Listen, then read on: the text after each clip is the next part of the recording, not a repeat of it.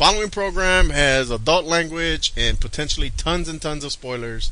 Listener beware. Running out of time here. Yeah. You know, we've only got, because we're going to see it Saturday morning. So, like, we could probably watch Infinity War Friday night, but that means over the next couple of days, we need to find time at night after work. And if we put the kids to bed to watch fucking Ant-Man and Wasp, it's like, what a waste of a night. Our nights are precious. Just have sex during it. I mean, granted, that's only, 15 minutes, maybe 10 max? I mean, still.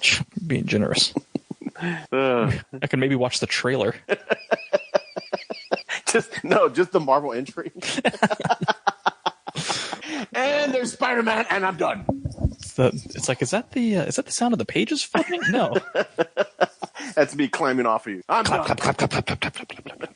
I rewatched. You know what was shocked, dude? I watched Bumblebee, and that's actually a good fucking movie. Really, dude? It's out of all the fucking Transformer movies, that goddamn movie was actually really good. I was blown away. Like, they do the whole retro Transformer look, which worked, and the story actually kind of makes sense. So I was like, wow, this is actually kind of cool. So I watched it, and I won't lie, pleasantly surprised how good it was. Interesting. Yeah, I got it on there too if you want to watch it. It's pretty good. Nah. A slow Sunday. Nah, they don't masturbate it out. They don't exist for me right now. We don't have slow days anymore. Well, trust me, it might keep the kids entertained too. I'm not gonna show my kids Bumblebee. Dude, that's cars. That's all they care about.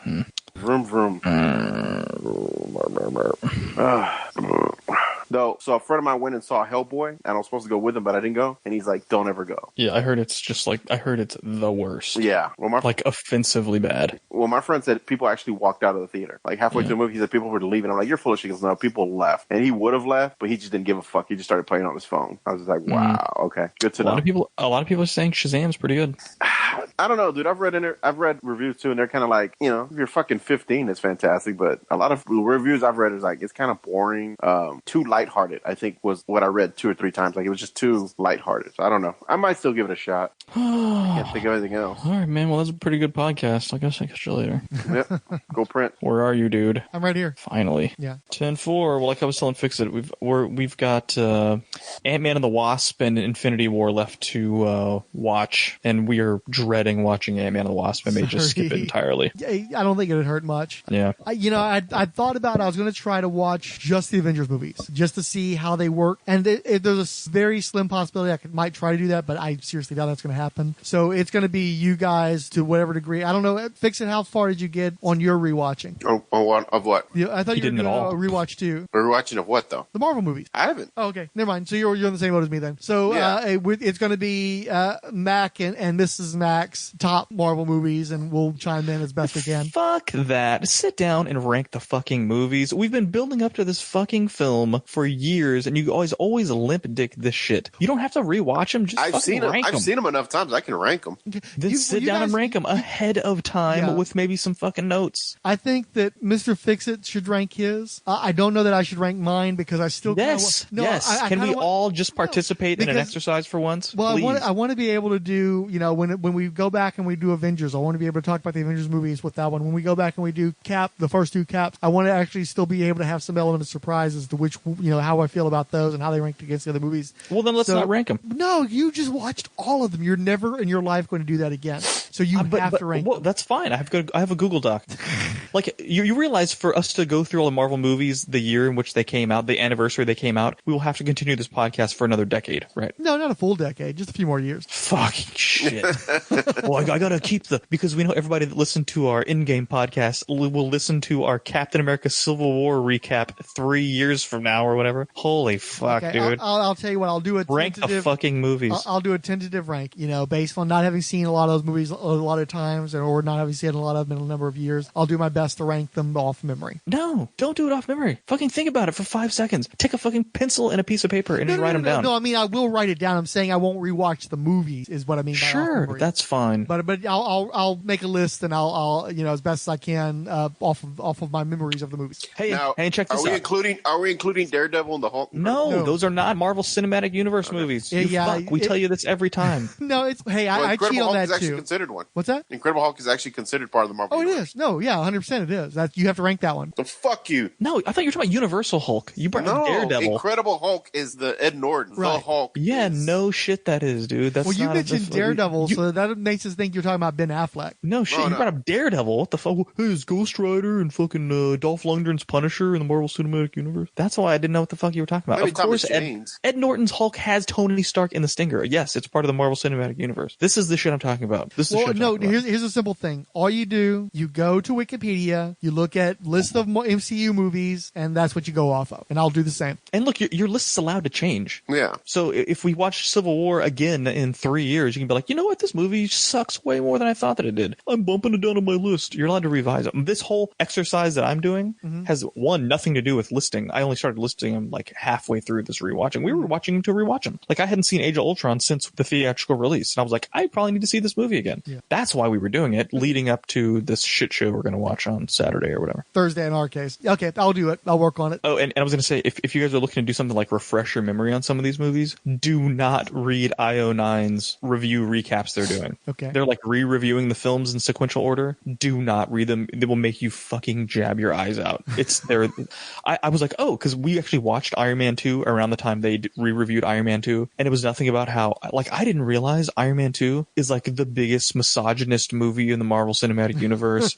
and it's like, Really? it's an affront to women because of the way Scarlett Johansson's treated throughout it. And I'm just like, I had no idea. I had no idea that this was that big of a deal. I had no clue. And probably because it's not that big of a deal. But they're like, oh, and here she is. She's undressing in the back of Happy Hogan's limo, and he has to keep his eyes on the road and all this stuff. And it's just like, okay, these are just like normal fucking movie tropes. It's ridiculous. She also kicks everybody's ass in that movie. But they ignored all those parts and talked about how she's generally just like this. She's like she's just tits and ass in the film. And I'm like, that's not true at all. Like, it's so, I just watched this movie. I never thought about that for a second. Wow, I'm definitely going to stay away from that then. In fact, the scene immediately after the changing in the limousine scene is where they try and storm into the base Hammer Corps or whatever. Yeah. And She's flipping people around. Happy's fighting one guy the entire fight scene, and when he finally knocks the guy out, he like turns around and he's all beaten up and sweating, and like the dudes are wrecked on the entire, like there's a dude hanging from the ceiling, like she's wrecked the whole force of combatants except for the one guy Happy Hogan took. Like, she kicks everybody's ass in this movie. Like, I don't understand why you and she's Scarlett Johansson. She's a freaking sex bomb, dude. Like, what, they're supposed to put her in a burlap sack for the whole movie? Like, it's so crazy. And so this entire article was shitting on what like a misogynist turning point this was in the Marvel Cinematic Universe, and that's part of why it's this huge scar on the. And I'm just like, No. really? Like, I thought people didn't like it because they thought it was just kind of hokey, and like I had no clue this was the reason this movie was hated, and I don't even know if that's the reason. But, No, I don't believe that is the case. I don't buy that. at and then all. you get Did then you happen get to into catch the comment gender? section. Then you because you have to scroll down to the comment section, and it's just like, this is the worst movie. This isn't just the worst Marvel movie. This is one of the worst movies I've ever seen in my life, and blah blah. And it's just like, what? It's like, it's this fucking echo chamber that people get stuck in. And I'm like, I bet you haven't even seen this movie. You probably like never made it to go see it and just heard how bad it was, and now you just say how bad it was, and you're never gonna go see it. The Marvel superheroes have arrived. Captain America, Fantastic Four. Spider-Man, Iron Man, Spider-Woman. the God of Thunder.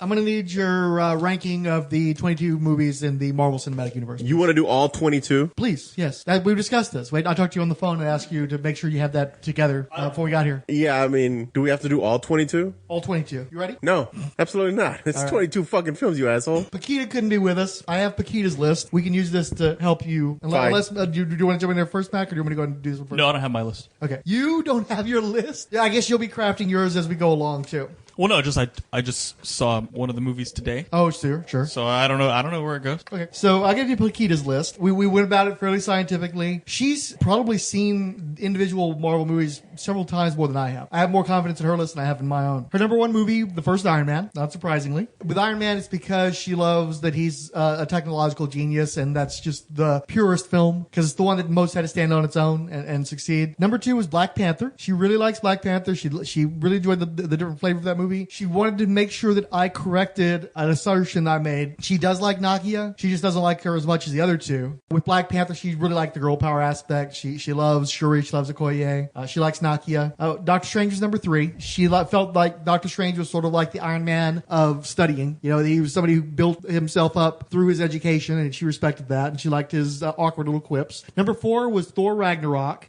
and she made a point of writing except the Texas bullshit, and she drew a little turd, you know, just to emphasize that. Number 5, The Avengers. Number 6, Iron Man 2. Number 7, Thor. She quite likes the Thor movie. She likes Loki. She likes the fantasy stuff. Number 8, Captain America, the First Avenger. Well, she said it was First Adventure. Number 9, Captain Civil War. 10, Dark World. 11, Infinity War. 12, Avengers Age of Ultron. 13, Winter Soldier. She was actually rewatching Winter Soldier as I was leaving the house. I really think she might have lowered it. If she had finished it, she was already regretting watching it again. She does not particularly care for that movie, which also shows there's a line of demarcation between movies you like and movies you do not like. Ranked at 14 was Spider-Man Homecoming. 15 was Guardians of the Galaxy. She insisted on putting Guardians 1, though. 16, Ant-Man. 17, The Hulk. 18, Guardians 2, which is a consensus I found on the interwebs about women and Guardians Volume 2. Women, in my experience, do not like Guardians Volume 2. They really had problems People in with a lot general of that don't shit. like that movie. I know, but it seems like women in particular don't like the broiness of that movie. Probably, she specifically says she hates Drax, and I'm sure that his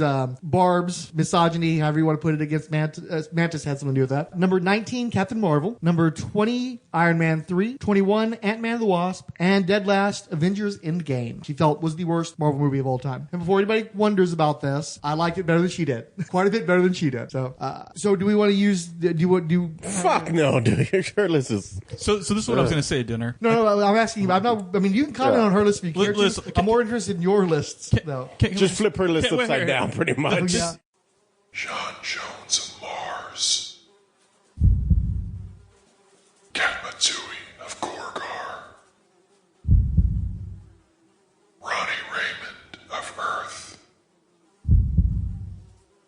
Al Pratt of Earth. Jenny Lynn Naden. Arthur Curry. Carter Hall. Kendra Saunders. Ted Gord. Arani Desai. Paco Ramon. Hank Haywood. David Knight. Erwin Bowen. Wesley Dodds. Charles McNider. Terry Sloan. Tara Markov.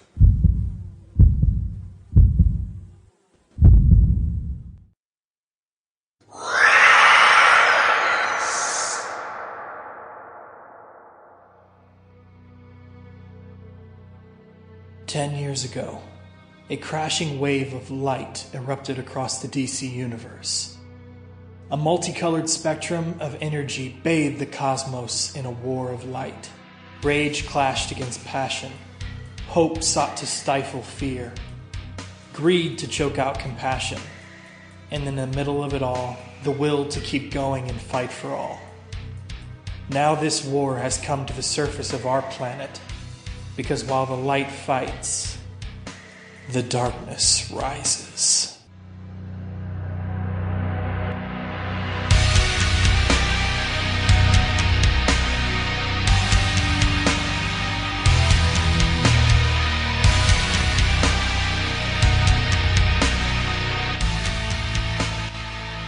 Hero, villain, friend, foe, family. Across the universe, the dead have risen, and it's going to take every available podcaster to fight back. In 2016, we covered the dawn of the Justice League with Justice League Year 1. In 2017, we soaked in the seminal Justice. Last year, we threw it back to the Silver Age. But this year's JLMA podcast event covers an event that knows not the boundaries of death itself. JLMA covers Blackest Night in celebration of the event's 10-year anniversary. Our coverage begins on April 30th with the podcast of Oa and proceeds through the entire month of May with Chris and Reggie's Cosmic Treadmill, the Idlehead of Diabolu, the Fire and Water Podcast, Head Speaks, Coffee and Comics Podcast, Longbox Crusade, Waiting for Doom, Task Force X, the Starman Manhunter Adventure Hour, the Dr. DC Podcast, the Birds of Prey Podcast, Justice's First Dawn, and ends with the Lantern Cast. So join us this May, because across the DC universe, the dead have risen. Where will you be?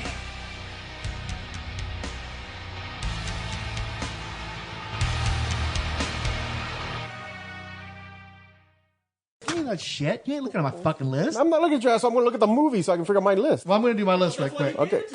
I wanted to Okay, look well, at them. I'm going to go ahead and do my movies then, so that you can look at the list. Yeah, so I can fucking, yes. Thank you. So, my number one, and again, okay, I got to do a little qualifier too. Okay. Because you were the one who insisted on doing these fucking lists. When I had the free time at work, I went ahead and wrote it up a little at a time, so I could just print it, because the printer at ours never worked. And so you just finished rewatching pretty much all the movies. I think you missed the last few on a rewatch. But you and Mrs. Mac were we watching just a lot didn't of do Ant-Man and Wasp. We had to make a decision. So you got everything but Ant-Man and the Wasp then. Every single one. And then I know Mr. Fixit has revisited most of the Marvel movies repeatedly. All of them Yeah. except Dark World. Right. Whereas there are some of these that I've seen one time in the theater. Oh, yeah. So this is the weakest list I could have possibly made. I have the least conviction about this list. I literally was making changes to the list right before we started recording, but this is the best list I've got in me today. Okay. So I went ahead and put Captain America: The Winter Soldier at number 1, in part because I have seen that movie 3+ times, because it when people say that it's the Dark Knight of the Marvel movies, it's true, because when Dark Knight was running on cable, whether or not I intended to watch it, it often would get my attention, and I'd end up spending a half hour watching the movie, and then I might like will myself to walk away from it, but it just sucked me in. And Winter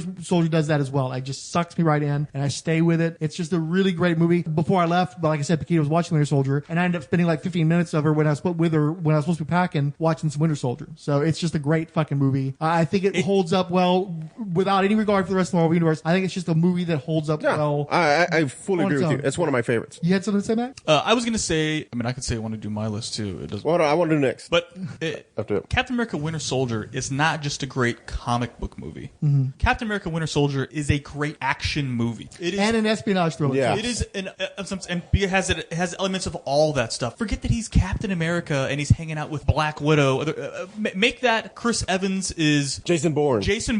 and Scarlett Johansson is some other. It doesn't matter. It is a fucking phenomenal action. That's what espionage Robert Redford, right? thriller. Yep. I love the Hell Hydra. That And arguably the best reveal in all the Marvel movies. fuck The Hell yeah, Hydra. dude. Yeah. Like, yes, absolutely. So go ahead and finish this. I'll probably go ahead and start your list. Okay, at number 2, I have the original Avengers. Again, the opening act is a little weak, but it's so great, and it was such a singular moment for a fanboy to watch in the theater that it's still, I still get off on that movie so much. And I've seen it, more than most of the other Marvel movies. My number 3, the original Iron Man, which I put 4+ times, and that means where I actually sat down, pressed play, and watched from beginning to end. Pakita, as she mentioned in the Infinity War episode, has watched that movie 30, 40 freaking times. And by osmosis, I've seen parts of that movie so many times. I'm sure that there's no Marvel movie I've seen more often than the first Iron Man. And the fact that I don't hate it means it's a really great movie. At number 4, Iron Man 2. Really? Because as much, to my mind, Iron Man 2, as much shit as that movie has gotten over the years, that's the birthplace of the Marvel Cinematic Universe, more than the other movies. That's where you really start to see the threads pull together. That's the movie that introduces Black Widow. That's the movie where Rhodey becomes War Machine. That's the movie where Thor is mentioned. That's the movie where Phil Coulson goes from some bit character in the first Iron Man movie to somebody who's going to be a continuing character throughout these movies. It really is the birthplace of the Marvel Cinematic Universe, more so than I think Iron Man,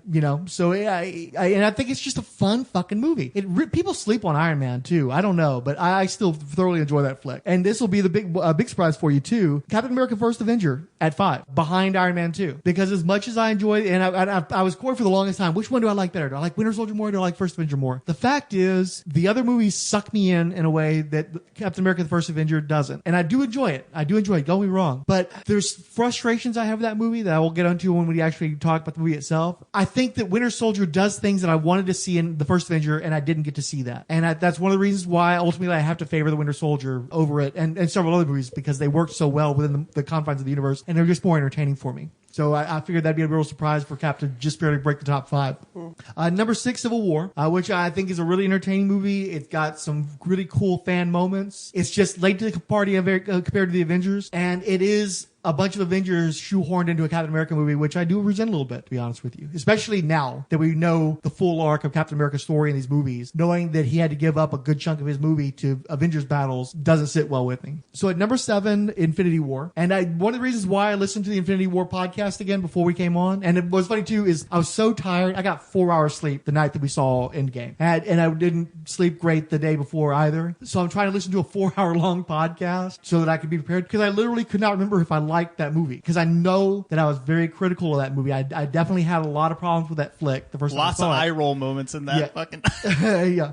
And so what would happen is I'd fall asleep in my chair, and then I'd wake up whenever the Night of the Comet movie music came on. So it would start on me over and over again. I'd fall asleep. I finally went to bed at 4 o'clock in the morning after having fallen asleep on the podcast from 9 o'clock repeatedly. Okay. And I didn't finish it. I didn't finish it until I was driving over to Fixit's house. And I knew I had ambivalence, but I didn't recall how, because I was so coy about my feelings on the movie. It was hours in before I finally confirmed that I've had that significant ambivalence. So I really wasn't sure. Did I actually come down on what side of the movie? And so what happens with Infinity War, when we went to Japan last year, this long ass flight, once again, didn't sleep that great, had hoped to fall asleep on the plane, and I, at best, tiny little cat naps. So best intention is aside, what I ended up doing, because I spent most of the plane ride watching movies, hoping that I would doze off, and pretty much never not doing that. And most of the movies I watched on that plane ride sucked, because it was stuff that I had not gotten around to seeing in the theaters, that I didn't feel strong enough to go see. But I revisited Infinity War, again, because it's a long movie, and I thought, since I was familiar with it, if I fall asleep, it wouldn't be a problem. I didn't fall asleep on it. I watched it again, and while I definitely still have problems with the movie, watching that second time, and in a more forgiving state too, less critical state, I just have to respect the hell out of how they managed to keep so many of those balls in the air for so long. It's just so hard to balance that many scenarios, that many characters, so much is happening. It's a Herculean effort to make Infinity War happen. And once I set aside my gripes, which are not gone, they're still there, but I just have to respect the interplay between the characters, the spectacle of it all. But are they gripes or just nitpicks? They're not nitpicks. Okay. I have problems with that movie. Okay. However, at the time we recorded the podcast, is one of the problems with doing a podcast right after you see it is you're doing a hot take without having a lot of time to let it kind of stew. Having seen it a second time and having had a chance to kind of live with that movie, I respect it more than I did at the time that we recorded on it. I appreciate the things that the movie gets right. I appreciate how hard it is, how incredibly hard it must have been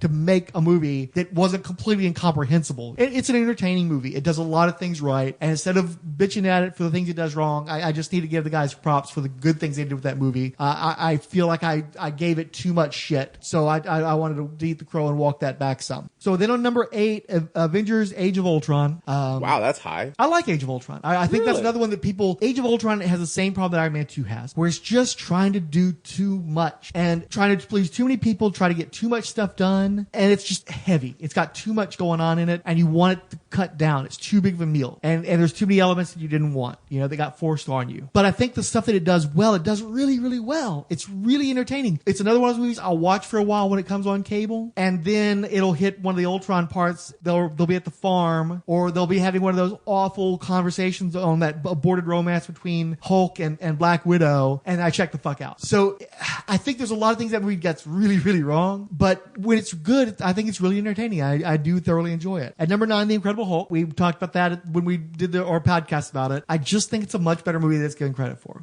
Okay, I'd agree. And again, we're now hitting the part where these are the movies I've seen repeatedly. The ones that I just mentioned, those are the ones I've seen more than once on purpose from beginning till end. Now we're in that middle section. Pakita had the same problem when she was doing her list. That middle where it's middling, where you don't love it and you don't hate it, and it's really hard to figure out what order to put them in at that point. So I struggled with this. She did too. But right now, the tentative order at number 10 on a movie I've seen this one time was Guardians of the Galaxy Volume 2. We've talked about this. I really enjoyed it the first time I saw it, but the fact remains I've not seen it a second time, and I know that there are a lot of people that had a lot of problems with the movie. I absolutely want to say that movie could raise in my ranks if I rewatched it, and if the things I enjoyed about the first time held up, but I have not revisited it, and I'm just not sure. So that's why I've revisited Hulk. I know where I stand on Hulk. I'm not as sure with Volume 2, so I want to acknowledge that. Spider-Man Homecoming at 11, and again, you're like, wait, that high? No, that low. But go ahead. Okay, for me though, Homecoming, we had this discussion. I don't care about Spider-Man. I don't like Tom Holland the way everybody else does. I have a lot of problems with a lot of the choices they made with that movie. Tom Holland, you mean my Spider-Man? Your Spider-Man. My Spider-Man? Your Spider-Man, yes. How about you, Mr. Fix? Absolutely, my Spider-Man. Who's your Spider-Man? Cool.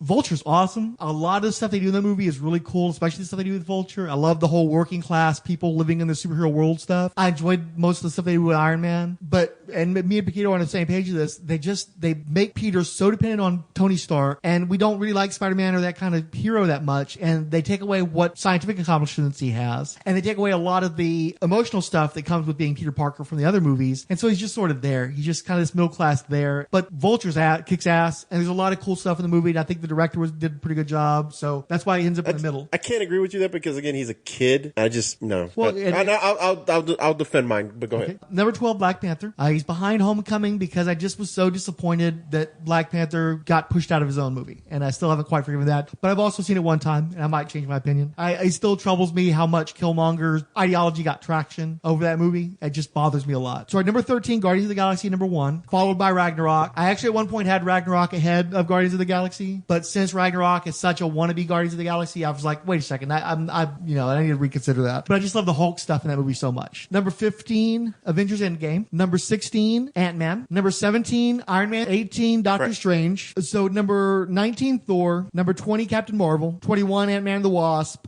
And dead last for me, Thor: The Dark World. I did not want to see that movie theatrically. I got drugged to it. I regret seeing it. It sucked. Simple as that. So now you can use my list. Okay. Or I can go if you want to keep. No. I'm gonna go. I'm gonna go real quick. I'm ready to go. I just don't. Well, no. Wait, he's gonna go real quick. I don't know about that. Well, no. I don't have confidence For in me, that. so right off the back, for me. Hold on, wait. You did not put Endgame in, right? Yeah, he did. Yeah. It was near the bottom, like above Ant-Man. I didn't hear you say. It was above Ant-Man. I had Avengers Endgame ranked at 15 out of 22. Gotcha. So way higher than Pakita. So to me, I look at Infinity War and Endgame as one big 5-hour movie. Sure. Okay. So I would put that as So you number gotta one. pussy out and rank them as Number one. And No, number that's one as a combination. number one. Yeah, because if you look at it, it's a fucking 5-hour movie. It is not 2 movies. It is one. I'd say it's about 5. or 6 You watch movies, but as soon as Thanos wins, that's your intermission to go piss, get your popcorn, get reloaded, and then come back and finish you up have the to movie. piss before Thanos wins. That's No, pretty- at the end when he sits there and they do that moment where he kind of looks into the sun and then the movie ends. It's still 2.5 hours long, dude. I think you need an intermission. Dude, I've sat through Lawrence of Arabia. They do intermissions after about 2.5 hours. I would put that as my number one combined. Number 2 would be Ragnarok. Okay. I find Ragnarok extremely enjoyable. It's fun. I would then put Guardians 2. Volume 2, okay. It's very emotional. Then I would do, and again, my list is different. These movies, the only reason they're descending, it's not because I dislike them. I love them all. Yeah. But they can't all be number 1, 2, and 3, where I would put them. I would absolutely then put Iron Man at number 3, the first Iron Man. Am I number 4? No, because I did Infinity War and Infinity War Endgame is 1. 2 was Ragnarok. All right, 3. Guardians. Yeah, 2. 4 would be Iron Man. 4 Iron Man. Then I would do 5 would be Captain America, first Avenger, which I've always enjoyed. It's just kind of like it's a very simple movie. It's not. I like the Red Skull. It's just a very simple. You could watch that movie by itself and then leave it at that. Just to put it out here right quick, I believe that Chris Franklin and Rob Kelly, who host the Superman Minute podcast, I believe that that's both of their favorite Marvel movies or one of their favorite Marvel movies. They definitely prefer it over, if I remember correctly, over Winter Soldier. So, knowing how much you love the Superman movies, the first 2 Superman movies, there's a simpatico there. Yeah, And there's kind of I think there's a through line there that makes sense to me. You know, think about it. It is very Donner-esque. That just kind of that. It's the verisimilitude was the word that everybody likes to associate Donner with, but yet it has an earnestness. Yes. It has that Rockwell quality to it. Yes. Norman Rockwell quality. I remember watching it. It's nice when a movie doesn't have to have this dark undercurrent. It's not very heavy-handed. It's just very light and just it's good enjoyable. versus evil. A good man trying to stand up and do right. Yeah, It's so just I nice. really enjoyed it. I definitely go Winter Soldier next because Winter Soldier is just fantastic. Then definitely go Guardians 1. Let's see.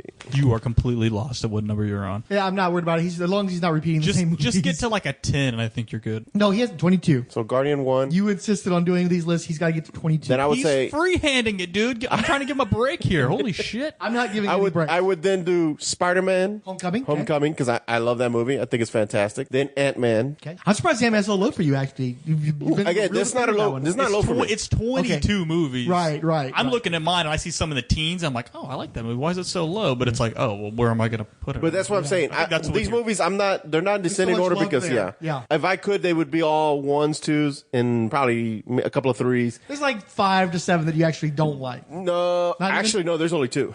There's only Yeah, 2. we're getting There are 2 of those films that I do not like. I would then go Iron Man 2, Civil War, Incredible Hulk, Black Panther, Avengers, Doctor Strange, Captain Marvel, because I like origin films. Then Thor, Original Thor. the original Thor. Okay. Pleasantly surprised Captain Marvel came out above Thor. It's better. Yeah. I like Thor it is so Superman 2. Did I already say Avenger? I said Avenger. I would then say Ultron. Age of Ultron. Okay. Age of Ultron. The Avengers movies really don't fare well on your list. No. Well, except for first place. Well, yeah. Oh, yeah, okay. Yeah. Well, that's a debate to be had. Is it? I don't think these movies are Avengers movies. I don't. Hold on, let me finish. You're gonna get weird. You're gonna get Hold on. Let him finish. Don't sidetrack. I think I've done pretty much all of them. Ant-Man and the Wasp. Okay. Last. So no. So now we're. I think he's at the bottom. Yeah, I'm already at the bottom. Oh, Iron Man. Where was Iron Man 3 at? I would say okay. Then Iron Man 3. Though these are the ones I like. You liked Iron Man 3. Yeah, no, I did. Did it hold up over the years? I did.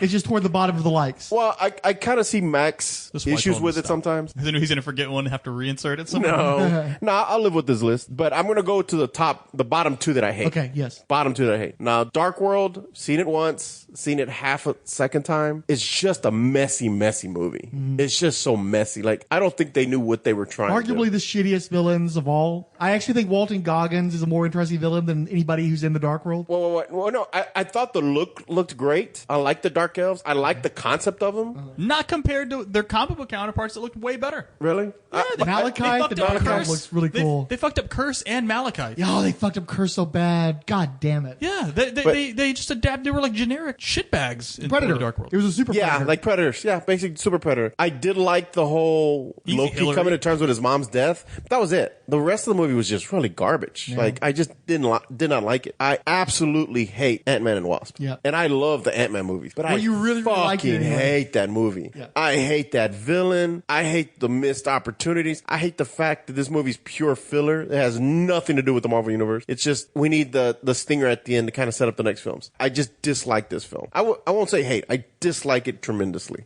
If someone gave it to me free, which they have, I still won't watch it. It came out on Netflix, watched it with a family member, tuned out, was playing my phone the whole movie. I just don't care about this movie. So that would be my list. Okay, you guys want to hear this buy list right here? I don't have Endgame ranked yet. I saw it like 3 hours ago, so I may insert it somewhere while we're talking. All right, let me see. Number 1, I have Captain America: Civil War. Nice. Really above Iron Man's. Rewatching this movie, and here's why. It is Chris Evans' best Marvel movie. It is Robert Downey Jr.'s best Marvel movie. Just acting, those two guys are at the peak of their powers as those characters in that film. You have Tony confronted with the mother who's lost her son, and he's got to go drag down. You've got Cap and his moral strife going, fighting his friend Iron Man, but his allegiances to Bucky, plus going against the United States government. And I mean, I think it's Black Panther's best movie. I think Scarlett Johansson really starts to become like the co-leader of the Avengers in that film. It's just so good. And I think Baron Zemo is great in that film too. It's so good. I'm telling you, Robert Downey Jr.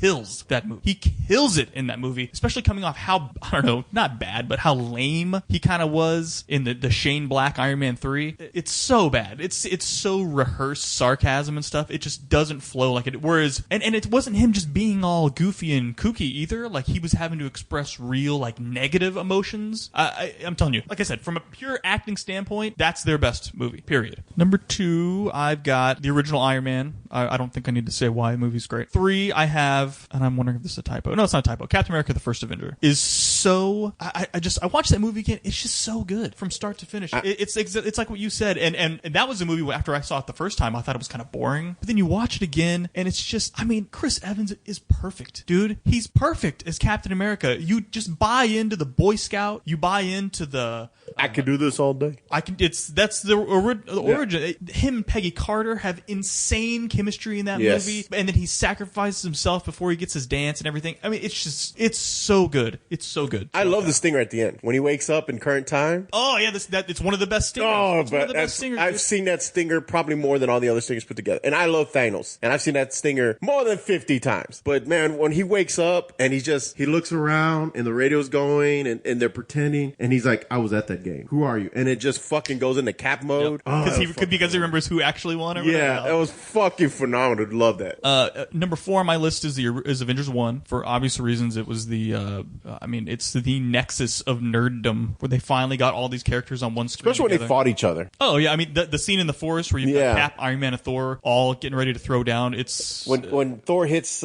Cap's shield and do that whole fucking effect. Yeah, levels the. I mean, it's fantastic.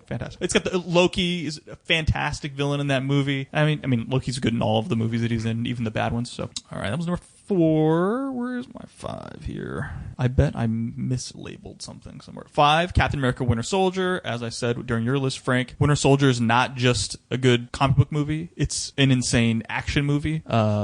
It's great. It's fantastic. And best of all, it's about as badass. Well, that's not true. Cap has a lot of really, really badass moments in these movies. In fact, he got his badass moments in like every single one of these movies.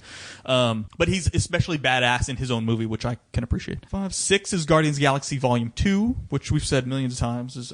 I'm telling you, it's one of the most gorgeous sci-fi movies you're going to see. The sets are insane. The ships are insane. The planets they're on are insane. I mean, I just don't think that this movie got enough credit for its style and creature creation. Who were the gold people they fight in that one? I can't remember. The Sovereign. The Sovereign are those buildings they're in, like her throne room, like everything is just, it's crazy. The movie is insane. Well, I love the dark. I love the darkness in it. Like when they see Yondu, and that's the thing. And he's in a brothel with robot prostitutes shutting themselves down. Yeah, when you're just with them. And that's the thing. So I've now watched that movie 3 times, including very recently because we did a marathon. That movie is dark, dude. It may be the darkest Marvel movie. I mean, Incredible Hulk's pretty dark too, but it's also not good. But yeah, for how dark Guardians of the Galaxy is, I kind of enjoy that too. 7 is Guardians of the Galaxy number 1. We watched them. If you watch them chronologically, which is what we did, we watched the Marvel Universe chronologically. First Avengers first because it's 1940s, whatever. Work through. Except we couldn't watch Captain Marvel in order because it was not out when we started this journey through time. So the Guardians movies are back to back, and I'm telling you, watching them back to back is really, really good too. I highly suggest that or recommend that. So that's number 7. Number 8, Avengers: Infinity War. I said it on our podcast. I love that movie. And this is what's really weird because you combine them as one movie, whereas I really think it's its own movie. I like that it ends, and that's why I was glad they didn't call it Part 1 and Part 2. And I said that in the podcast. We all kind of, or at least you and I agreed. We're kind of glad they didn't call it Avengers: Infinity War Part 1, and then this was Part 2 because it ends its thing. It's over. The movie ends, and there's a resolution, and that resolution is still in effect at the beginning of this movie. I mean, it's more just a continuation of the franchise as much as we told half a story in this one, half a story in the next one. They're 2 totally different stories.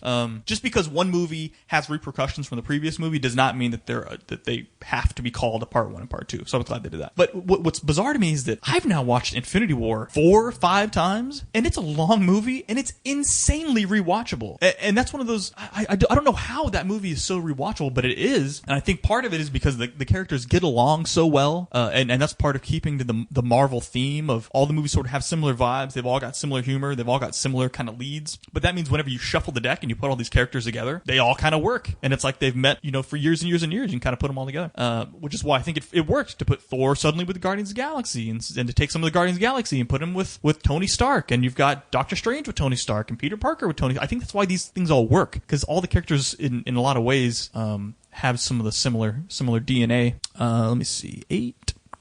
Number 9 is Thor Ragnarok. I watched it right before Infinity War. The movie's freaking hilarious. But I will say that, and I think I said in the podcast, the Ragnarok podcast, I don't know what the hell's going on with Hela in that movie. And in fact, those are the worst parts of the movie. Anything with Hela in it is the worst parts of that movie. But all the stuff on Sakaar is so good, I don't care. Like, Hela she's terrible. Like, what are her powers? Nobody really even knows what her powers are.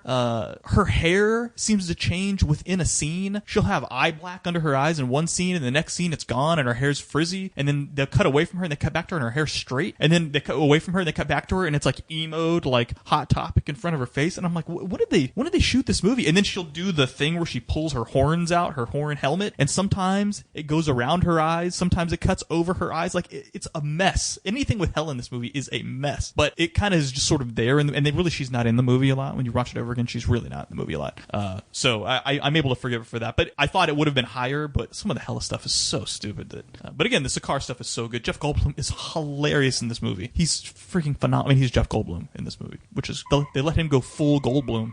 10 is Iron Man 2. I mean, Iron Man 2 is Iron Man 2. We've talked about it a million times. The movie is just super fun. The opening IndyCar sequence is fantastic. The closing Iron Man, and War Machine versus the Ironmongers or I don't even know what they called them in that movie. The Crimson Dynamo, whatever's. The international Iron Men or whatever, because they represented like different countries or whatever, those are two of the best action scenes in any of these movies. And I think Sam Rockwell is hilarious.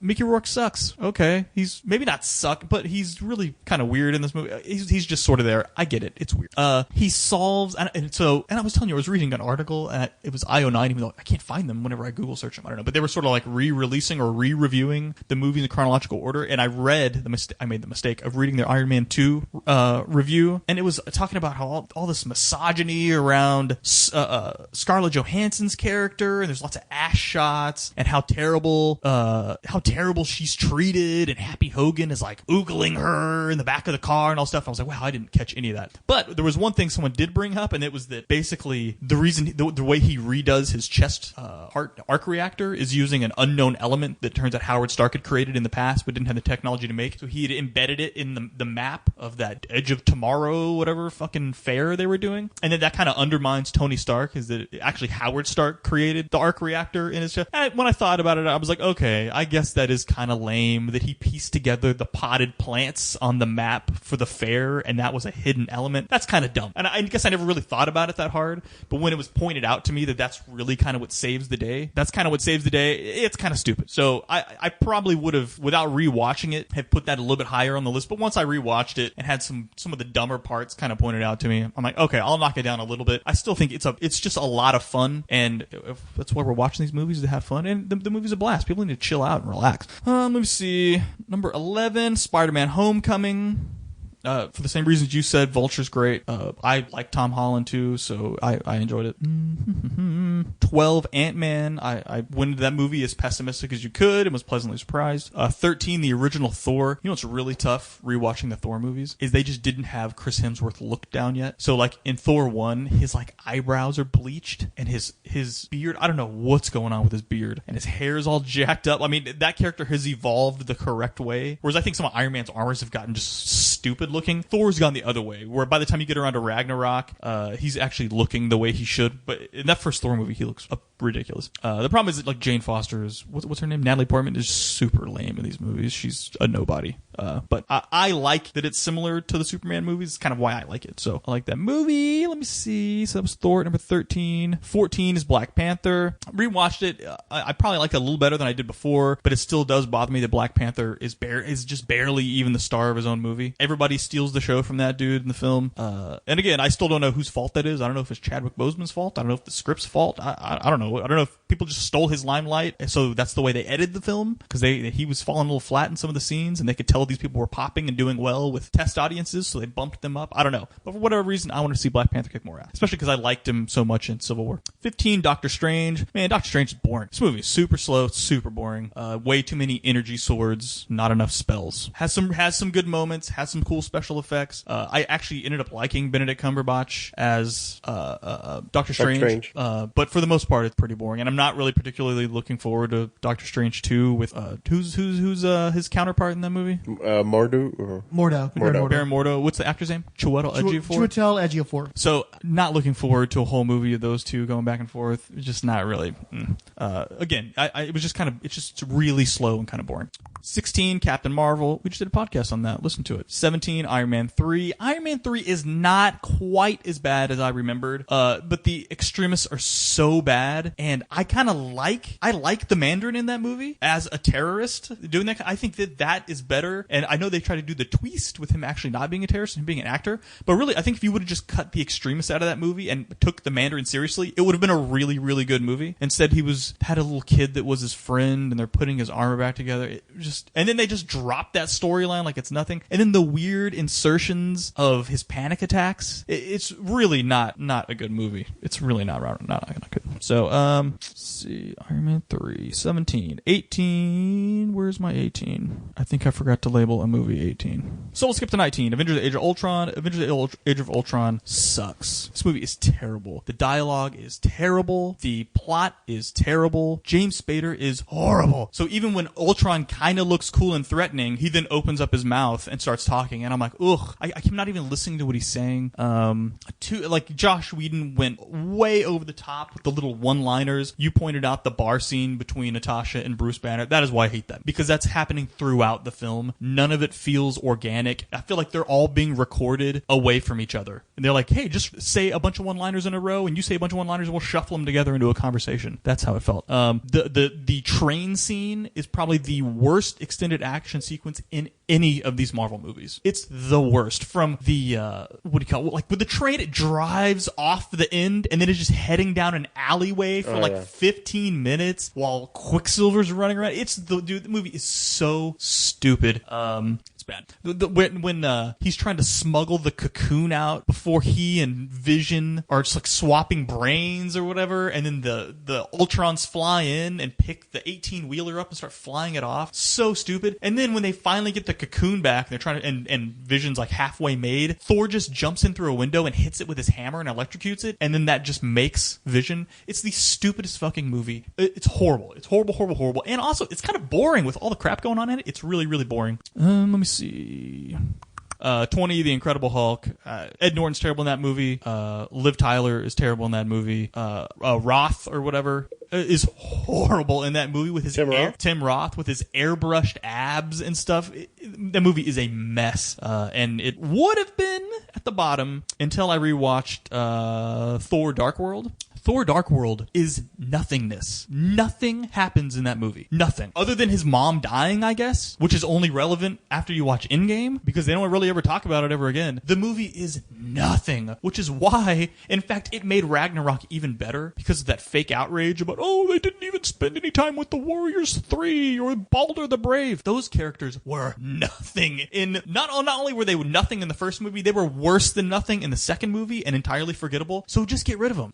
They need to go away. I watched that movie maybe a month ago. I still don't really remember the plot, other than the ether somehow got sucked into Jane Foster's body and they had to get it out. I don't. It's just nothing. It's just boringness. Nothing goes on. And then finally, Ant-Man and the Wasp, which is quantum shit wrapped in a quantum bubble wrap and thrown down a quantum drain. It's the most egregious use of pseudoscience in the last 20 years in movies, where literally they were like, well, we need a special microchip. What are we going to call it? A quantum chip. And we need to get into our special van. What are we going to call it? A quantum van. And you just plug the word quantum in front of things and called that a plot. It was awful. It was awful. And again, like Mr. Fixit here said, the only relevant part of that movie to the rest of the universe, other than creating the quantum verse, although that kind of happened in the first one too, so you probably could have cut this whole movie out, is that the stinger where they all get snapped. I mean, the movie's just complete crap. The Ghost is crap in that movie. It's terrible. To me,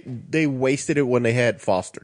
That would have been an amazing scene to see Ant-Man or Giant Man fighting Goliath. I thought would have been fantastic. A flashback with him back in the day would have been something. Cool just too. I mean, there was so much they could have done with that movie, and they just shit the bed. And I'll tell you this too, as someone who I really liked Evangeline Lilly in the first Ant-Man movie, I think she's great.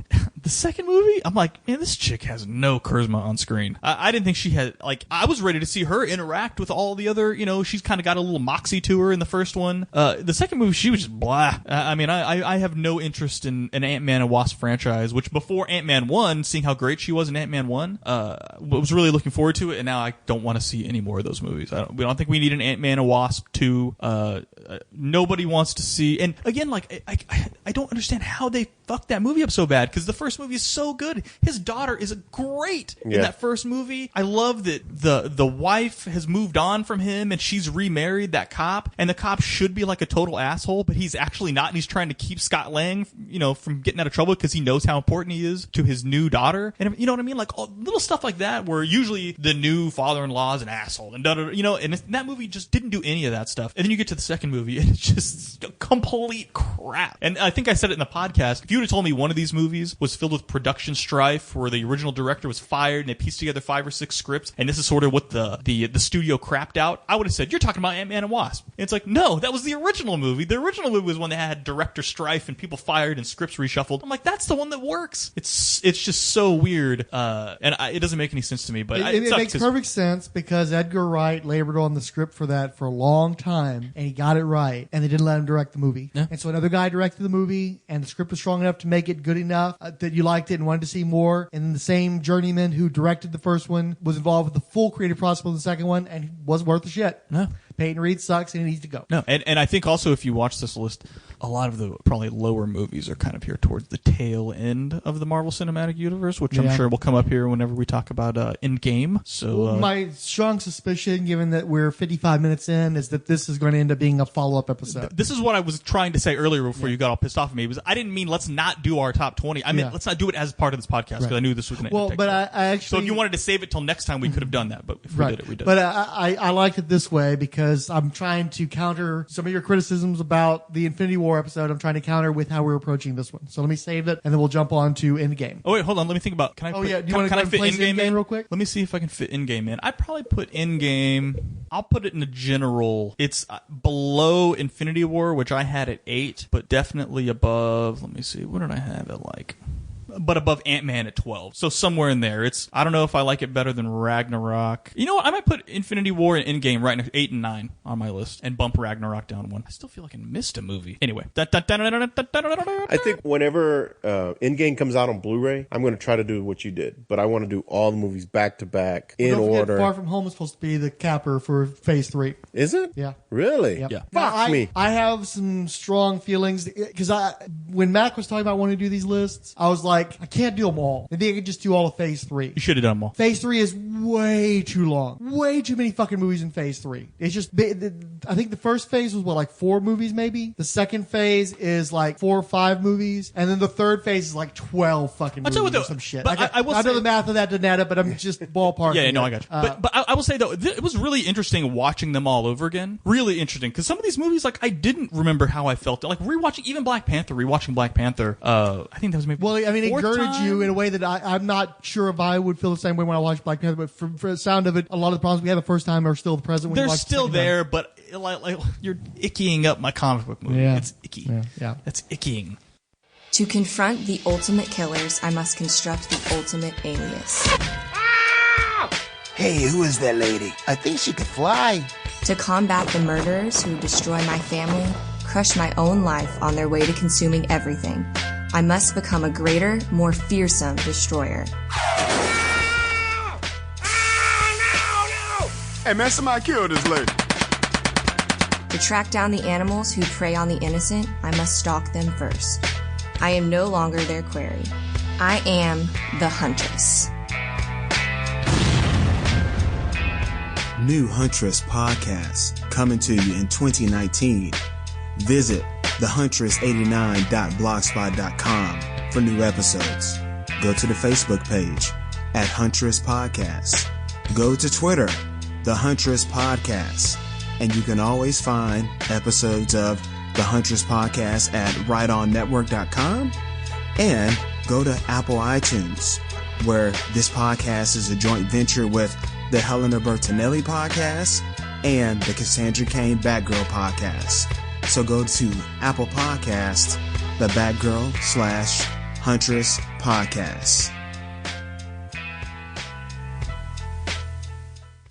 I don't think we're going to have time to do it, but I was wanting to talk about the future, though, of the MCU. Like, where do they even go from here?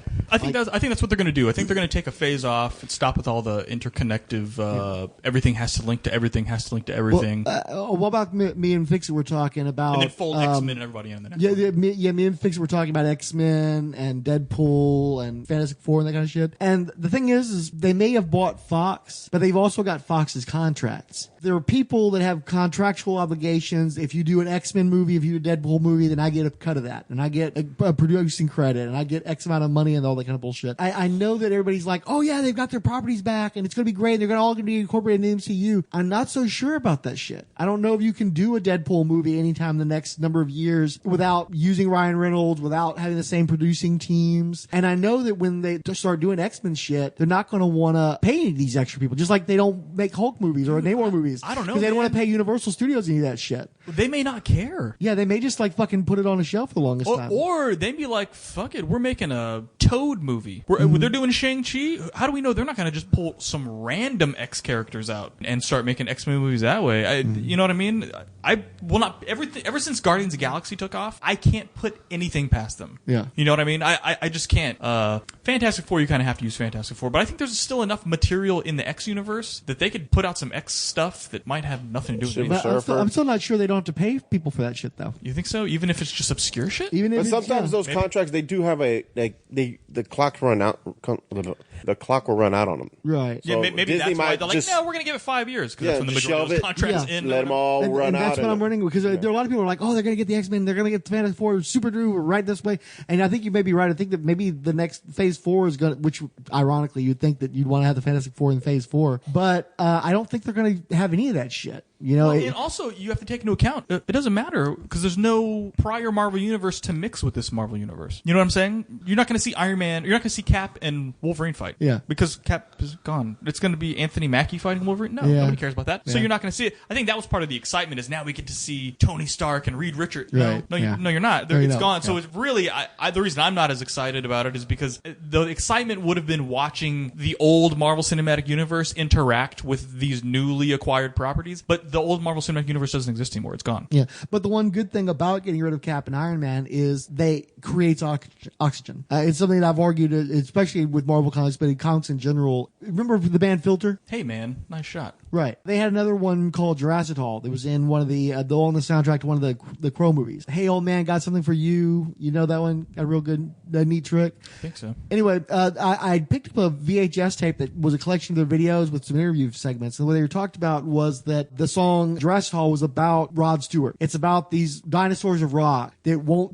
walk off the stage, and they still get the money, they still get the record contracts, they still get the preferential promotional materials, you know, the push from the record labels and stuff. Again, this was back in the 90s when that mattered. And so they were mad because you've got these young, hungry, valid artists who are creating something new, but the Rod Stewarts of the world won't fucking step aside and give them the opportunity to shine. Now, ultimately, it's ironic for somebody like Filter to be trying to say that, because Filter, let's be honest, didn't really amount to a whole hell of a lot. I think this is actually going to be more on the nose than what you're saying, but keep going. But as long as you've got Cap and Tony and all these guys that have built the Marvel Cinematic Universe, as long as they're present, you're always going to be the second string. You're always going to be the guys. You'll be the opener. Huh? In the band. Oh, the opener. Yeah. Good point.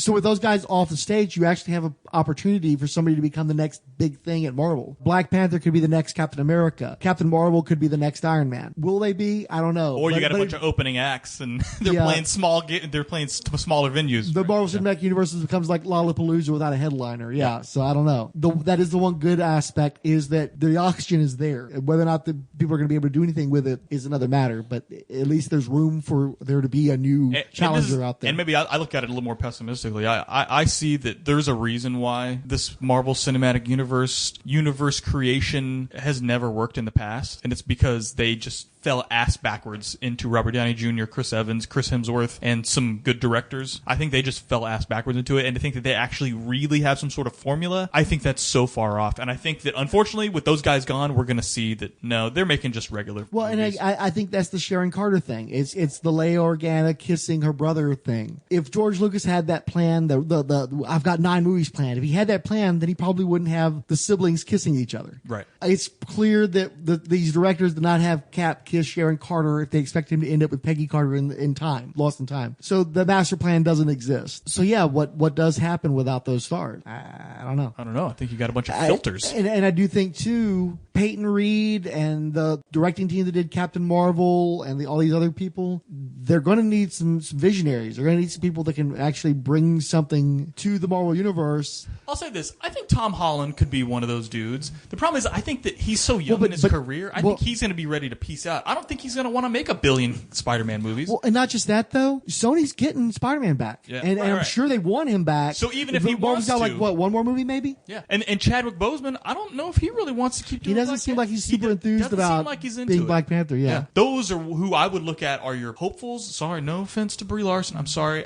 Maybe Captain Marvel 2, you knock my socks off. We fix some of this stuff. I'm not saying she doesn't, because I've seen her be good in other movies. So I'm saying I at least know she has the potential to, but she's already made a movie and I didn't didn't like her in this movie either, so I am just saying she's got 2 strikes or whatever. But well, and I wonder too. I mean, I'm sure she likes being the star of a movie that's making the kind of money that Captain Marvel's making, but I'm also not 100% sure she's really into the whole Marvel thing. No, and honestly, she's probably taken a little more backlash than she cares to, and been like, what am I doing this for? Like, what am I doing? I don't need to do this. Probably some of that Star Wars-itis where all the fans hate you all the time, and you're just like, well, she's not this and she's not that. Again, what? So yeah, that's what I'm saying. It's like Daisy Ridley seems like she's in a real hurry to wrap up her Star Wars time too, because she's faced a lot of that shit over Rey. Yeah, man. I don't know what they do, but I'm with you. Just because I like this movie and you didn't, it doesn't mean I'm gung-ho for this next phase either. I'm kind of done with these things too. Who's directing Eternals? I don't care. They're going to really have to. I mean, I just unless they go Guardians with it, and it's super fucking weird. I mean, like, you got to show me something new. If they're just the Avengers with different names, and you're trying to do something like, forget you. Yeah. I don't care. You got to make it weird. Let's go super duper. Well, and that's why I'm actually more enthusiastic about the DC movies going forward at the moment. Because I know you guys didn't like Aquaman. I enjoyed Aquaman. I had fun. I thought it was fun. I'm certainly looking forward to Wonder Woman. I really want another Justice League movie. I just want them to not fuck it up and have this Frankenstein monster. But like Ava DuVernay's New Gods, I'm curious to see that. I want to see what she comes up with. I just have a little bit more to look forward to there. Part of it may be because. But what you're saying is going to happen in Marvel's Cinematic Universe. Maybe Batman and Superman are going to be gone for a little bit, and DCU can breathe. And maybe Aquaman. I didn't like Aquaman, but I think it being good can be good. And Shazam, it had a very modest budget, so although it hasn't made tons of money, it made its money back. Yeah. So now they're going to be like, dude, we don't have to have Superman in every one of these stupid movies. Let's start using some properties here, and let's let our universe breathe, and let's make some new Superman and Batman, right? Because that's essentially what Marvel did with Captain America and Iron Man. They turned them into Batman. And we're getting another Batman movie relatively soon. Yeah, and that's fine. But they don't have to make it part of some connected universe. So I think it seems like they're not going to try that too much. So that they may be beating Marvel to Phase 4 before Marvel can get to Phase 4 by just saying, let's stop this crossover shit. Because if we have a stinker, it doesn't bring everything down. We can just release the next one. Anyway, that's what I meant to say. So look, I'm a little excited. Not excited. I don't know. I'll go see Wonder Woman 84 or whatever. I think that could be pretty cool. Although we were watching some video earlier with Wonder Woman, and I've been propping Wonder Woman up a little bit because I didn't hate Aquaman, but I thought it was so lame and mediocre. And what was the other movie we saw that we keep seeing these movies? What was the other one I apologized to you too about Wonder Woman? Oh, Captain Marvel. I thought Captain Marvel was so just milquetoast blah. And I'm like, you know what? Wonder Woman was better than Captain Marvel. I got to give her some credit here. We were watching some scenes from it on here, and I forgot the stupid, what's her name? The Dr. Psycho or whatever. Fake Poison. skin on Dr. it. Poison. Dr. Poison. Dr. Gas. And then the ending where all the troops are hugging each other after she killed Ares. I'm like, that movie was fucking It had dumb. third act problems. I don't dispute that. Anyway, but I'll go check out Wonder Woman 84. I'm kind of interested to see how 80s it is, because I'm with you. I like the period pieces whenever they're done right. They're as opposed incredible. to Captain Marvel, where it was almost irrelevant. If Stranger Things is good if it's Captain Marvel. Yeah. Stranger Things is coming soon. Looking forward to that. I kind of am. I don't know. Wasn't a huge fan of the last season, but whatever. I liked it pretty well. It wasn't as good as the first, but I thought it was still enjoyable. Yeah. So then I just had to throw that in there so that people don't think I hate everything. Yeah. You hate everything. You hate everything. Look for Stranger Things season 3. You hate everything. You're dead inside. So You yeah, hate no, everything. I'm still It's on the looking, business I'm looking card. forward to some of those movies and New God stuff. Although I've never really read any New God stuff, I know it's kind of like weird, and I like weird stuff. Like I wish Taika Waititi was doing a New Gods movie or something like that, or who? Oh no! After what he did in Asgard, no, I don't want him anywhere near a New Gods I mean, movie. with all the weird sets, and I mean, Sakaar was straight out of a Kirby comic book. Yeah, like that was like, so great. So That's, Kirby. I think that's actually one of the reasons why I briefly had Ragnarok over Guardians in my list, because of the set design. You know, that was part of it. It's incredible, dude. When he lands in the trash heap on Sakaar, and there's just the trash falling. It's the movie is stunning. Just like Guardians 2 is if you just sit and you just watch it. If you don't like the plot, whatever, but just watch the sets and the costumes. I'm looking forward to your theater being done so we can watch it on that, the wall. Dude, it's gonna be dope. So Guardians 3, I still want to see what James Gunn does with Guardians I'll show up 3 for that one, because it's gonna just kind of continue the Guardians movies. It's not if they're not gonna spend half the movie whining about Tony Stark being dead. You know what I mean? Like I think they're genuinely moving on from this movie, and that was why there was no stinger. So it's a jumping off point. It's jumping on point. I'll continue the couple little franchises I want to see, and then don't really feel like I need to see the rest of them. I forgot to mention too, the day after we saw the movie, I mean, Pakita was tired too because she got a lot less sleep than I did, even because she had to get up earlier that morning.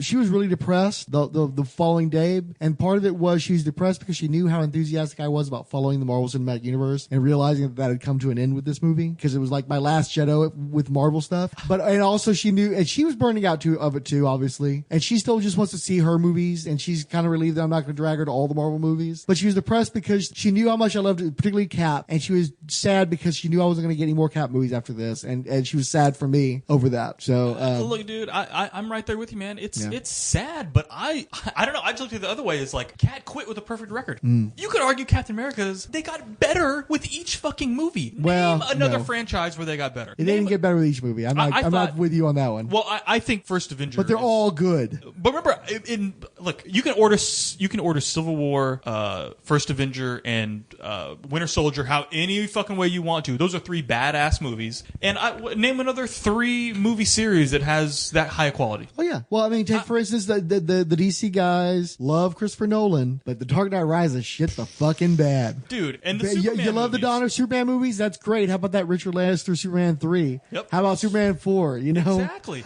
You love the Tim Burton movies? Hey, the Schumacher's right behind them. You were talking about the contest from Seinfeld. Well, this is Costanza walking out. Yeah. You know, where he gets up and he just, thank you very much. And he walks out. Chris Evans got to say, thank you very much, and walk out. And that dude's record is pristine. And he never gets to put out the stinker to fuck it all up. Yeah. You know what I'm saying? Yeah. He never gets a stinker. It's like it's frozen in carbonite. Hey, everybody. Hey, we're a pop culture podcast. It's frozen there. That's it. It's done. He's closed his chapter, and I'm like, good. He closed his chapter. Don't keep dragging him out for some. The more that I've thought about it, I knew this was going to be sad because it's closing the door on them ever being able to appear again. But if it's got to go, you know what? Just let's stop it now. I'm as good with them. You said you're getting fatigued. So am I. So really, this should be an amicable end. There's no reason to be sad about it. Why was she sad for you? This is fucking good. Your dude has. You think they're going to have 3 Captain Marvel movies as good as those 3 Captain? Fuck no, bro. They already can't. They already had the stinker. Already lost. Now maybe Guardians 3 is freaking out of control, insane, and then you got 3 that are okay. That's fine. But you're not gonna be mad about that. So that's why I left this movie, and I wasn't sad. This was the end. I was happy. This was the end. Like this was the most kick-ass fucking way for my dude to go out. Cap's got the impeccable record. I don't know. Thanos got to be on screen and be a badass in 2 fucking movies. Like, this was so Mr. Fixit's movie though, man. Thanos and Hulk were so great. Well, yeah, Hulk's great in this movie. That's why I'm like, I haven't complained once about this movie except for a little nitpick. So like I said, I was what ready. What did you complain about? I don't actually remember you complaining about anything. What did you complain about? What did you complain about? I don't the remember gauntlet part where he took the gems off him with the nanos. Right. Okay, yeah. But that's what I was saying. Like I was like, shit, dude, we're never gonna get that Robert Downey Jr. Iron Man 4. Like, how do you know he didn't go like, fuck? I bet me and the Russos, if we made one more movie, the Russos and I can make a badass Iron Man movie. It's just not gonna happen. He's done. And you know what? I'm okay with that now. I'm good. We're just gonna be done, and maybe they'll go do freaking Ironheart or something. That's fine. I don't have to go see those movies because they ended it. It's ended. It should be a relief to those of us who've watched all this stuff that they ended it. They didn't leave any hanging chads, right? Like, oh, well, maybe Iron Man is still alive, or maybe Captain America, he just disappeared on the portal. How shitty would it have been if he just didn't show back up when they flipped the switch? Like, that's worse. That's what I'm saying. Like, him being there, he's like, no, he just grew old. He grew old, and then that's better than him just disappearing and being well, maybe Captain America could reappear one day. No, I'm actually kind of okay with that. I like him being an old man. No, end it, because then you're gonna say, I wonder what happened. They did do a good old man makeup though. Good CGI. He looked great. Yeah. So that's what I'm saying. I keep thinking of the alternatives because it had to end. If it had to end, you got to give me the better alternative. And I think if you weren't going to kill him, I can't think of a better. Because if he just said, I'm retiring, I'm going to go sit. Well, that's shitty. Because if he's around, he's got to do something. You know what I mean? This was a way. I don't know. The more I thought about it, the more satisfied I am with that resolution. Because I think killing him would have been fucking dumb. So he got to go with his sweetheart. What's the fucking problem with it? And it's not some hokey bullshit like the Seinfeld wedding everybody wanted where Jerry marries Elaine, right? I think that they did a different take on it, and I still got a satisfying There resolution. is some parallel between the Seinfeld finale and this, though, where they just felt the need to bring everybody back. Well, I mean, that usually happens in these ending. Yeah. It turns into a bit of a retrospective. Clip show, even. Anyway, but that's, again, I think some of it was you guys have sat through hours and hours and hours and hours. Here's the fucking payoff. And for me, who just watched him, I was like, payoff, payoff, payoff. Just watch that movie. Just watch that movie. This shit's fucking great. Yeah, it's still too fresh for me to try to relitigate it, so. Let's rewatch it together in a few months. Watch it on an intercontinental flight. You'll feel better about it. I'm telling Maybe. you. I'm telling you, it's gonna be Endgame for you. It's not gonna ever be. I mean, it's gonna be Infinity War for you. I think it's gonna age. I'm not saying it's gonna age in your 10. I think it's gonna age out of the cellar, especially. It's not in the cellar. It's 15. Dude, you hate this 15 out of 22 is not that bad. You hate this fucking movie. Your bottom 5 are like hate films. you hate fuck these films. And even my friend Pakita Trotamundas, there is no way this is the worst Marvel movie. Way. You just need to chill and realize that this is an ending. And I think. Well, her parallel was The Cursed Child, where. Hold on, I gotta sit back down for this one. No, again, they did all the Harry Potter books, and then they did that stage play where they fuck up the continuity of the other Harry Potter things by traveling around through time. And so for her, one of the reasons why she hated it so much is because it breaks the other movies and taints the other movies by association with it. So that in that way, it actually is worse than, say, Ant-Man and the Wasp, because Ant-Man and the Wasp doesn't do any harm to anybody but Ant-Man. But Endgame actually damages the Marvel Universe and Iron Man and everybody else. I thought that it made some of those movies better. I thought it made Dark World better. It paid off his mom's death finally. The problems people had with Ragnarok, I thought it paid that off by showing how fucking crazy Thor went. I thought that what was the other one? Oh, shit, I had another one. There are other ones that my brain is not thinking about now. But I thought some of those movies that before was like, oh, that was kind of cool. That was all right. I thought that we had more payoff in this movie from some of those things. I thought it did the opposite. The fucking Doctor Strange chick. The Ancient One? Ancient One. I thought that was fucking cool, dude. It makes the Ancient One even cooler. I like the Ancient One in Doctor. I thought she was one of the best parts of Doctor Strange.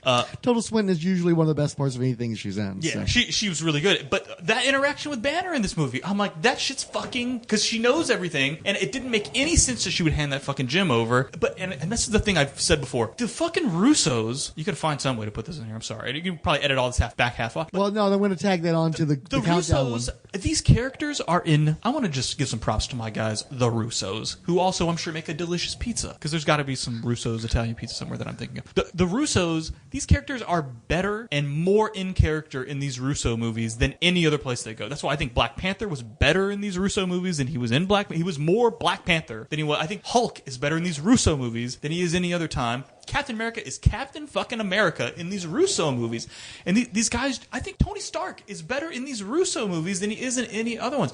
They find a way... No. Yeah. Tony Stark is better than the Russo movies? Civil War. If you say so. I like the first two better than... Oh, dude, he's so good in fucking Civil War. They nail these characters, and I don't know how Just a reminder, I did rank Iron Man 2 above Civil War. So. That's fine. Yeah. But they just find a way to nail these characters, and I appreciate they are actually obviously putting time in to get these characters right. Every single character. They're trying to get all of them right, and so props to my guys, the Russos. Thank you very much for coming into the Marvel Cinematic Universe. Make Iron Man 4, please find out a way to fucking get the time stone. Thank you. I want my... let's see, what storyline would I want the Russos to do? I don't know. Just fucking make one up. Under Siege. I know that's not an Iron Man storyline, so I was thinking about Cap and more Cap material that I'd like to see that I'm not going to get to see. So. Russos, I am Iron Man.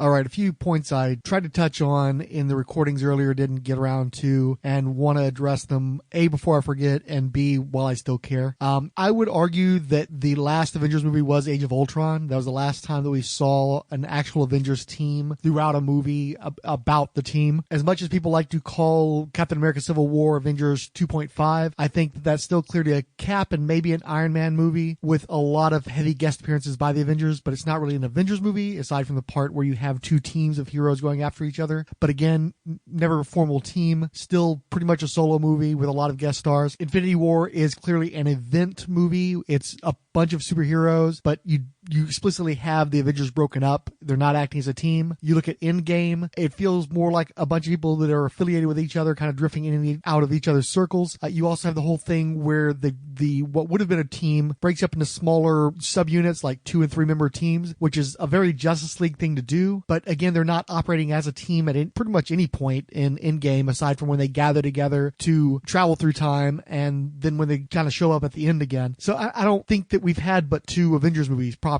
And again, that's another thing that I feel is a shame, because I don't know if we're going to get another Avengers movie, or if the Avengers movies are just going to be a overarching title that they use for these events when they get a bunch of characters together. I don't know if we're going to see a proper Avengers team in the movies anytime soon. if ever again. I was also wanting to point out that I really think that post Endgame, Marvel is entering one of its most vulnerable periods since the first Avengers movie. We never got a second Hulk film because Marvel doesn't want to pay Universal for the rights to do a Hulk movie. They got the rights back to Daredevil and Ghost Rider, and those characters have been consigned to TV, probably because if you make a movie with those characters, there are still people involved with the old movies that may need to get paid. In our nerd brains, we tend to think, oh yeah, Disney bought Fox, so that means they have access to all those toys or will soon. But that's never been how Hollywood works. You know, Marvel Studios is very much its own entity. It works differently than any other Hollywood studio. And most places you end up with these teams of producers that are involved with the movies that have contractual powers, you know, options of first refusal, that sort of thing. And so, for instance, if Marvel wants to do an X-Men movie, well, does that mean Laura Schindler's daughter is going to be involved? Does that mean Simon Kinberg has to be involved in some way? Does Disney really want to be in the Bryan Singer business? Even with the Fox purchase, Fox had contracts with these producers, and I'm not sure that they can make movies with those characters without those people being involved. And so when you've lost the actors that played the Avengers, or you've killed them off, when you don't really have the X-Men back fully, at the very least you have to have a long cooling period before you can use them. That would also explain why they were in such a hurry to bury New Mutants. The horse is already out of the barn when it comes to the proper X-Men, but with the New Mutants, if they put out a New Mutants movie, then you have those same obligations I talked about started all over again because this thing is released theatrically. If they dump it on TV, that might alter what obligations they would have to the producers. It's a weird scenario.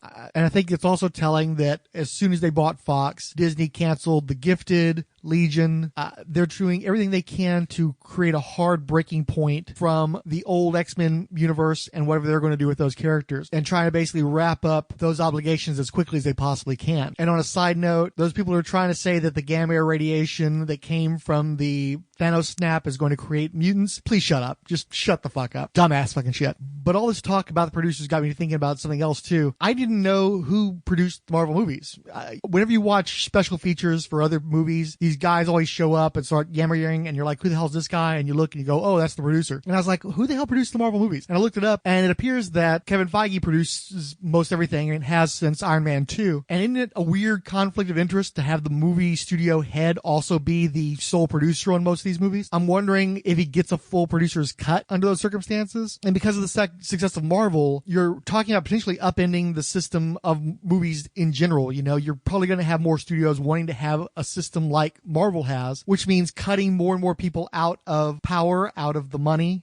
It's just another unintended evil that could come out of the Marvel Studios system that I'm not particularly inclined to support. It's one of the reasons why I'm less enthusiastic about this podcast than I used to be. But one other interesting wrinkle, one of the only Marvel movies that has a producer besides Kevin Feige is Amy Pascal, who used to run Sony. She co-produces all of the Spider-Man movies. And I didn't realize it, but Far From Home is the last movie Marvel Studios has access to Spider-Man for. And you know Sony is chomping at the bit to start their own Spider-Man universe. I'm wondering if that's the reason why they're talking about all this multiverse stuff in that new movie. I don't think Mysterio is going to really be from another universe, but I'm wondering if they're going to use this movie to push Spider-Man out of the Marvel Cinematic Universe. I do think that there's been some tension where Sony wants to act like they're part of the MCU and Marvel's not having it, and I'm wondering if they're not going to give Spider-Man a hard push out the door, making it clear that he's in our universe anymore. I just figured they would not talk about one another directly, and you could just continue to believe that they were all in the same universe, kind of like the way that Deadpool's played around with that. But from the sound of it, it seems like Marvel is just creating a hard barrier. But that also means they lose Spider-Man, they lose Captain America, they lose Iron Man. The Avengers are off doing stuff on TV. I'm not sure if they're going to be in any more movies. And not that it isn't earned, but there's a certain arrogance that comes with thinking that you're going to be able to replace all these properties with the Eternals and Shang-Chi. I know that the Valiant movies are coming up. There's one, I believe, next year. We're finally getting some Image movies and Spawn. Of all things, Martin Goodman's old company, Atlas Comics, is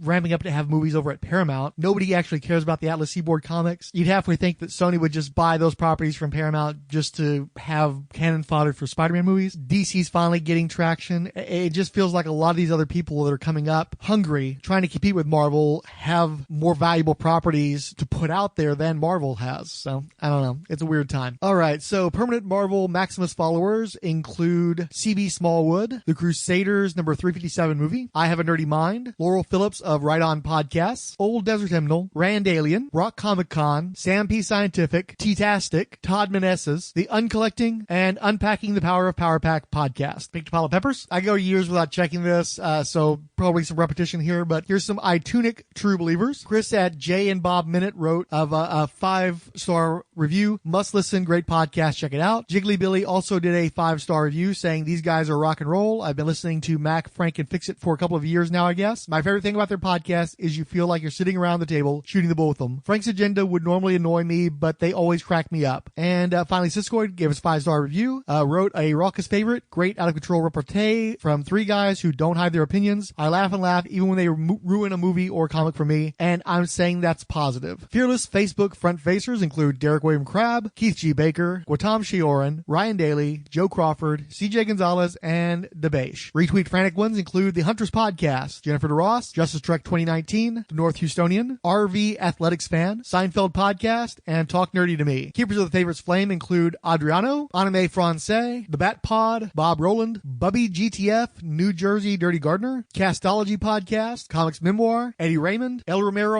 Gafgar and the Eternally Unfurnished, Gal Walks Into a Comic Shop, GK Wordsmith, Grady Black, Gray Muir, Harry James Wesley, Ja Rule, Jason X117, Carl Ottersberg, who also wrote Humble Thanks, Excelsior, Kinbar Jr., King Egg, The List Game, Mark Robbins, Moist Sponge, Olefkin, The Podcast from Earth 2, Prajvin Saxena, The Quest Army, Richard G., Secret Wars and Beyond Podcast, Spidey Memoir, Tim Wilsey's The Second Turbo, Thomas Corsi, Toonstyles Podcast, and Wadolph Shark Media. All right, now some quite enough sayers. Sean Ross of Pulp Pixel Podcast wrote, I'm excited for this. Bring on the rants. Consider it Broughton. Tommy wrote, oh no, worst Twitter handle ever. Rolled spines? It hurts just reading it. Siskoid wrote, I thought your friendships wouldn't survive this one. Raven X Fields wrote, incredible. Frank trashing preppers while sounding extremely prepper-esque should be preserved in the Smithsonian. Nemanog posted an image I'll throw up on the podcast blog, wrote, my for fuck's sake, Frank meter exploded. Steve at LeftWing79 wrote, well, how the hell is anybody friends with Frank? I hated this. That part was stupid. I didn't care for this scene. You like that? No, it was stupid. I hated this movie. I hate everything. Nobody is allowed to enjoy things. Jesus Christ, I wanted to hang myself after listening to him. In fairness, the Endgame episode was the first I ever listened to. After going back through old shows and coming to grips with who Frank is, I've accepted it and re-listened to the Endgame show, and though I still disagree with 80% of what Frank says, I enjoyed the episode LOL. It was all worth it just to hear the line, coming to grips with who Frank is. Derek William Crabb wrote, I heart Illegal Machine times 3,000. So many lol moments for me this episode. My head hurts, but in a good way. Bring on the Hawkeye Mini. 108 Sage wrote, still trying to find time to actually see this much anticipated film, but when I do, I'm glad I'll have the Rolled Spine folks ready to listen to. Also, I learned from one of your more recent eps that if you retweet with comment and like, you don't get counted among the MS. Yeah, I explained that I have trouble with the Mary Marvel March Society. Typically, it's just a matter of liking and retweeting. I sometimes try to throw in a comment or some other variable in there to get you into the marching society, but a lot of the times I'm doing this stuff at 4 o'clock in the fucking morning and I just miss shit. So the easiest way to get in the Mary Marvel Marching Society is just make sure to like and retweet. Debesh listened on the way into work this morning. Traffic was really bad. I'll pop by the website and comment to refute one of Frank's assertions. Sadly, Debesh never did do that. Ryan Daly wrote, as I mentioned in my own review, the movie was 65% fan service to 35% story. Only Frank, however, seems truly bothered by this. And Ryan also had his own take on the movie along with his fellows at the Fire and Water Podcasting Network on an FW Presents episode devoted to Endgame. Just throw it out there too. I don't recall if I covered this in the previous episode, and I'm not going to bother to go back and listen to it. Fuckers too long. I did a workplace straw poll, and just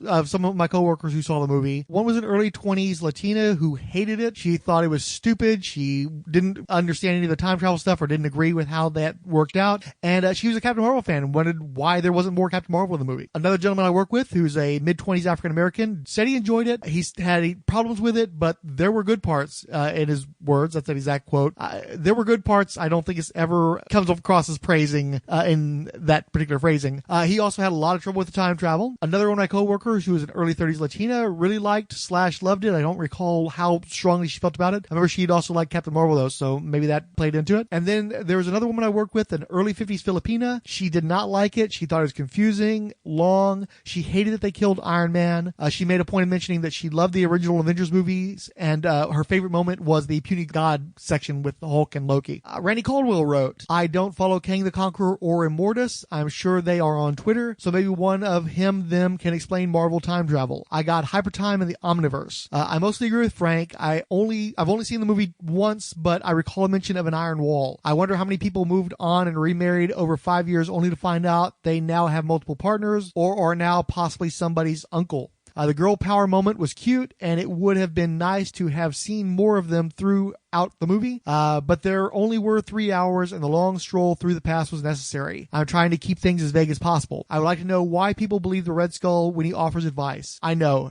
#too soon. I'm fine with the movie, and I enjoyed the first and third acts, but I wish more or any could have been shown of the effects of the snapping on the rest of the universe. I never watched Community, so that stuff just annoyed me, as it seems non-organic. I can use the Infinity Gauntlet as a hand-wavy means to ignore the wacky science of how events can happen if the person who committed certain acts didn't perform them. He offered a link to a video that was supposed to explain every alternate timeline. I haven't watched it. I have no fucks to give, I'm afraid. And I have to agree with Randy, too. I've thought a lot about what it would mean for people to lose 5 years of their life and people who had to exist in that time period and what that would mean sociologically. And it just bums me the fuck out thinking about how that'll probably never be adequately addressed. And it also makes me happy because I'm not sure I really want to see that movie either because it sounds depressing as fuck. Unpacking the Power of Power Pack wrote, wow, that is an angry man who just does not like people playing with toys. I am with the other two hosts. This was a good movie that hit the moments we wanted. I also think that you bring in your own politics to your view. Sometimes you have to leave that aside. It was such a visceral rant. There are some deep feels there. I believe that there are some overtly political films and there are subversive ones and then there are entertainment movies. If you squint hard enough at anything, you can make it political. As for Frank's arguments, sure, fine, whatever. If that is what blows your sails, go for it. I wanted this movie to hit me in the feels and it did. If the creators plan to create an elixir of celluloid and light that would cause me to drool, congratulations. Kichi Baker wrote, I would have to disagree with this to an extent. You and I come at comics from, I believe, diametrically opposed sides of the political spectrum for probably 80% of shit. However, I agree with you wholeheartedly on the Steve is Cap sentiment. What I'm saying is story is story. While there may be personal baggage influenced interpretation when being told a story, I think most people leave the majority of that stuff at the door. If the story's good, they completely immerse themselves and leave it all behind for a bit. Finally, Odell Abner Dracula wrote, I'm only 45 minutes in, but I flat out refuse to accept that Frank doesn't know that the Grunwald rules for time travel in the Marvel Universe that Fixit's referencing. And I'm afraid you're going to have to accept that as fact. I'm a big comics fan. And I did my time in the Marvel trenches, but I was never such a big Marvel fan that I got that into the minutiae, even though I love Official Handbook of the Marvel Universe. I'm not a big fan of Mark Grunwald's writing. I think he had 2 good years on Captain America. He was on the book for 12.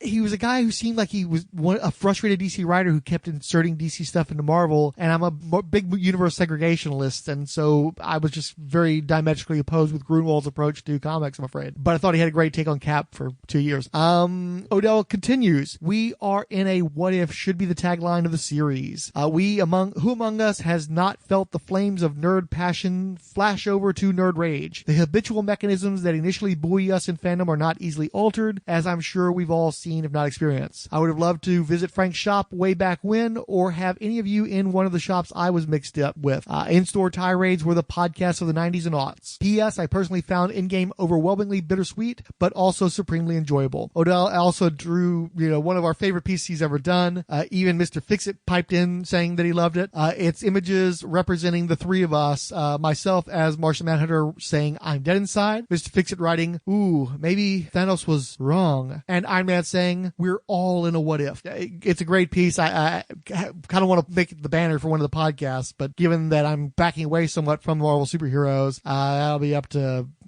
Mac or whatever. And as far as the next episode, I assume they're going to do one for Far From Home. I'm not sure if I'll be a part of that one or not. I'm not planning on seeing the movie theatrically. Maybe we can talk about Venom and Edge of Spider-Verse. And finally, the Merry Marvel Marching Society, the 20th Century Geek, 108th Sage, Dr. Ann, Banner Valley, Collected Edition, Daniel French, Fishbonius Sound Design, Dark Skin Is, Dirk Ashton, who also wrote Thank You, Roll Spine Podcast, Eb to Sam, Van Holes Podcast, First Issue Club, Geeks Gone Wild Tweet, Green Lantern HG, Gregory Litchfield, anyone hear us? This is Trey Lawson. And I'm James Hickson. Anyone can hear this broadcast. We need your help. We've been kidnapped and imprisoned in a tomb by this creepy old undertaker named Mr. Gravely. And he's forcing us to review his collection of Marvel horror comics. Stuff like Tomb of Dracula, Werewolf by Night, Man-Thing, Ghost Rider, and so much more. Forcing us to record these reviews as a podcast called The Tomb of Ideas. If you can hear this, please contact our families. Call the authorities. Anyone. Tell them we can be found at...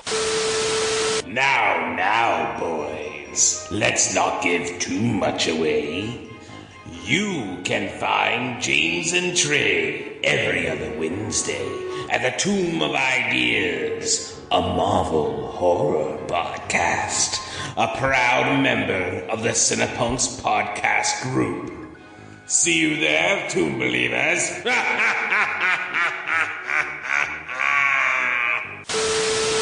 The Merry Marvel